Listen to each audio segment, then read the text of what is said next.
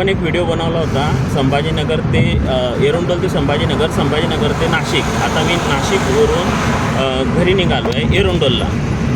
तर आज रात्र आहे आणि मी नाशिकच्या उड्डाणपुलावरून गाडी चालवतो आहे. हा व्हिडिओ मी रील म्हणूनच टाकू शकतो, कारण पूर्ण व्हिडिओ बनवायला एडिट करायला तेवढा रात्रीचा टाईम असेल आणि हे खूप कमी टायमाची जर्नी आहे.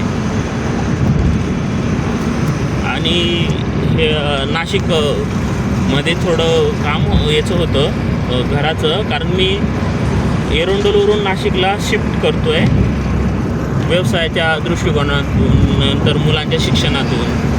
शिक्षण चांगलं झालं पाहिजे, कारण की आता माझा मुलगा हा 8वीला आहे आणि मुलगी 9वीला. त्यांचं 10वीचं माझं एक हे होतं की 10वी त्यांनी पुढचं हायर सेकंडरीचं शिक्षण पूर्ण नाशिकमध्ये झालं पाहिजे. त्याच्याकरता मी खूप दिवसापासून प्रयत्न करत होतो.